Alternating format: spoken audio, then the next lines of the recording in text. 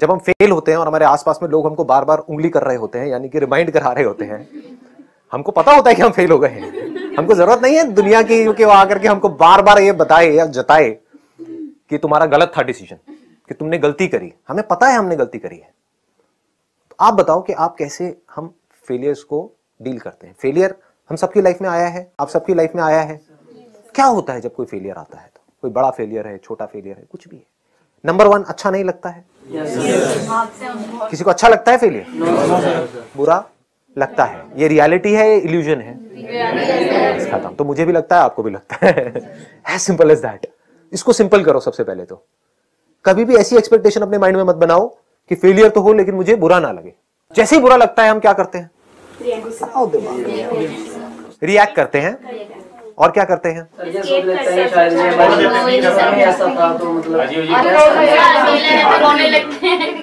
अकेले होते हैं तो रोने लग जाते हैं। रोने में कोई प्रॉब्लम है? समझ लेना इस बात को अच्छे से। मैं स्टेप बाय स्टेप आगे बढ़ रहा हूं। बुरा लगा, बुरा लगने में कोई प्रॉब्लम है? कोई प्रॉब्लम नहीं है। बुरा लगने की वजह से रोना आया, रोने में कोई प्रॉब्लम नहीं है। क्यों नहीं है? क्योंकि अगर आप नहीं रोए, उन इमोशंस को अपने अंदर दबाए रखा, तो हो सकता है पागल खाने जाओगे। तो रो लो। रोने में क्या बुराई है? बच्चों को लगती है चोट, रो पड़ते हैं। कुछ बुरा लगता है, रो पड़ते हैं, फिर हंसने लग जाते हैं। तो रोने से कैसा डरना? तो बुरा लगना इज नॉट अ प्रॉब्लम, रोना इज नॉट अ प्रॉब्लम। हमको प्रॉब्लम ढूंढनी है पहले। प्रॉब्लम क्या है? कहीं आप हो सकता है इन दोनों चीजों को प्रॉब्लम समझ रहे हो कि बुरा नहीं लगना चाहिए, मुझे फेलियर आए ना, मुझे बड़ा अच्छा लगना चाहिए। मैंने 4 साल तैयारी करी किसी चीज की करने के लिए और मैं फेल हो गई, मुझे बुरा क्यों लग रहा है? मुझे रोना क्यों आ रहा है? अरे आ रहा है, रो ना। 2 दिन तक रो, 4 दिन तक खूब रो। आंसू कितने हैं आपके अंदर? मतलब कभी तो खाली होंगे, कभी तो टैंकर खाली होगा। रो लो, अच्छे से रो लो। अब बताओ इसके अलावा हम क्या करते हैं? उसके बाद क्या करते हैं? आसपास में लोगों ने क्या किया? हम रो रहे हैं अकेले में, क्योंकि सबके सामने तो रोएंगे नहीं, क्योंकि हमारे आसपास में लोग कहेंगे ना बेवकूफ है, रो रहा है, इतना बड़ा होकर के रो रहा है, इतनी बड़ी होकर के रो रही है। और लड़कों के लिए ज्यादा बड़ी प्रॉब्लम है, लड़का होकर रो रहा है। हमें लड़का होकर के हमारी आंखें हो सकती है, तो आंखों में से पानी नहीं आ सकता क्या? मतलब सोचने वाली बात है ये। समझ गए ना? तो कितना प्रेशर होता है कि अकेले में तो हमारी वॉट लगी हुई है, दुनिया के सामने हम ऐसा दिखा रहे हैं, नहीं हमें कोई फर्क नहीं पड़ रहा है। ऐसा करते हैं नहीं करते हैं? क्या हम एक्सेप्ट करते हैं फेलियर को? क्या हम फेस करते हैं फेलियर को? नहीं करते। क्या करते हैं? एक्सक्यूज देने लग जाते हैं।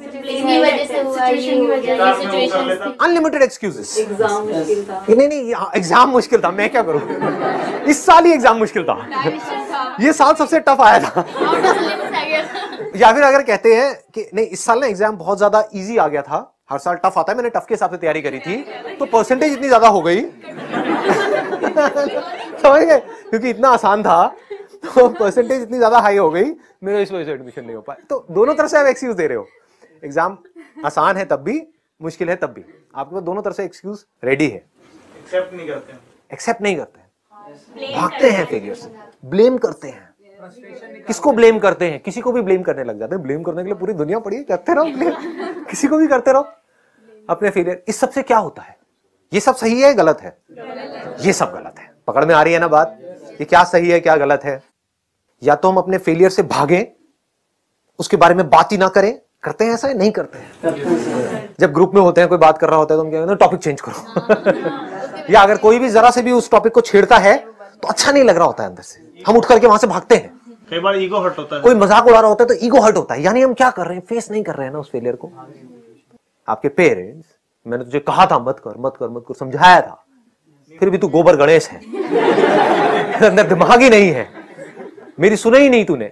समझ गए ना? यही सब चीजें होती हैं, यही डायलॉग्स होते हैं। या फिर दोस्त होते हैं तो वो तो ले रहे होते हैं अच्छे तरीके से, है ना? 4-5 के साथ में बैठ करके, देखो आ गया इंजीनियर आ गया, चल मैं चाय बना के पिला, कुछ तो काम आएगा तेरे को, इंजीनियरिंग वाली चाय पिला दे। ऐसे होता है ना? यही सब बातें हो रही होती हैं, मतलब अच्छे तरीके से मजाक उड़ा। और हम क्या कर रहे होते हैं? हम या तो उन दोस्तों से दूर भागने लग जाते हैं, फेस नहीं कर रहे हैं, लड़ाई हो जाती है।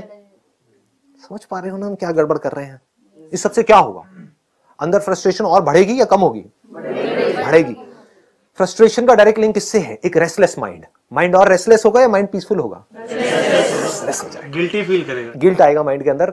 उस रेस्टलेस माइंड से क्या आप अच्छे से अपनी लाइफ को एक डायरेक्शन दे पाओगे, या फिर एक पीसफुल माइंड से? पीसफुल माइंड से। तो अब पीसफुल माइंड का कनेक्शन किससे है?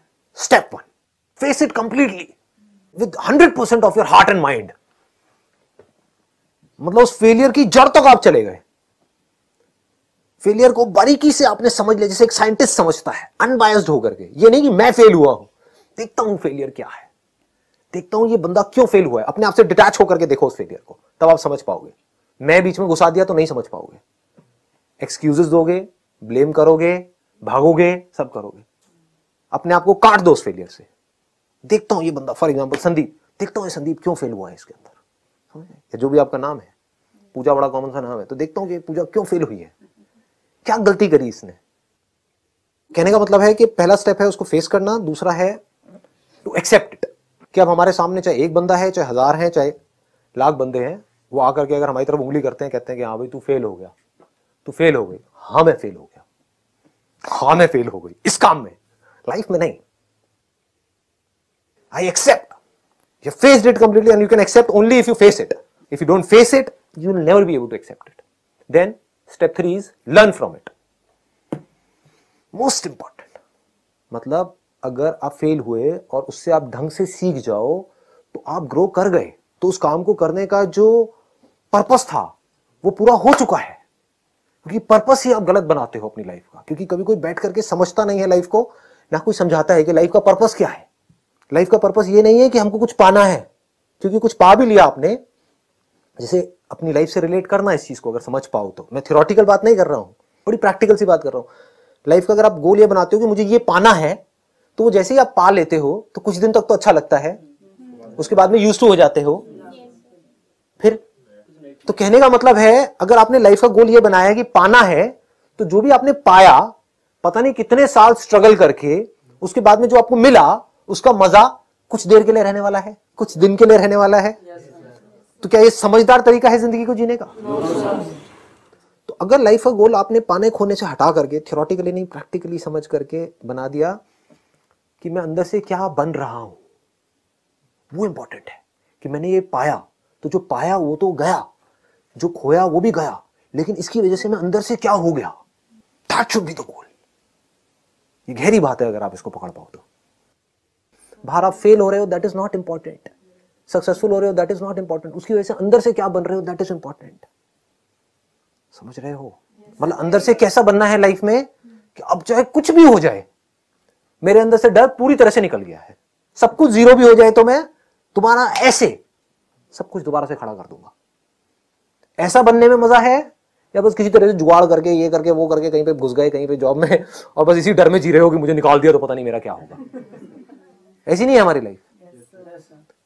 चाहे वहां से 50,000 आ रहा है, चाहे लाख आ रहा है, चाहे 2 लाख आ रहा है, उसी हिसाब से खर्चे बांध लिए हैं, अंदर से सबकी फटी पड़ी है, मतलब सबकी लगी हाँ, मतलब अंदर से सबकी हालत टाइट है कि समझ गए ना, अंदर से डरे हुए हैं मुझे निकाल दे तो क्या होगा। मैं किस लाइफ की बात कर रहा हूं? अगर इस तरह से आप जी पाए, समझ पाए, अगर इन स्टेप्स को समझ करके कि if you face your failures, if you accept it completely and if you learn from it deeply, तो आपको समझ आया कि मैं पहले से ग्रो कर गया हूं। जब मेरी लाइफ में फेलियर नहीं आया था तो मैं एक्स था, मान लो, अब मैं 2x हो गया हूं, या version is a better word. आज की डेट में एप्स के वर्जन आते हैं ना, तो earlier I was 3.0, now I am 4.0 because of this failure. Otherwise I would have been 3.0 for my entire life, मरते दम तक 3.0 को जलाया जाता, लेकिन अब, या गाड़ा जाता, व्हाटएवर। लेकिन अब क्या होगा, जैसे से वर्जन मेरा बढ़ रहा है, क्योंकि अभी तो बहुत टाइम है जलने में, गढ़ने में, तो तब तक वर्जन होगा, मान लो 100। अरे 100 क्या 100 कोई वर्जन होता है? It's going to be million point whatever, infinity. ये आया मजेदार वर्ड, किसने बोला?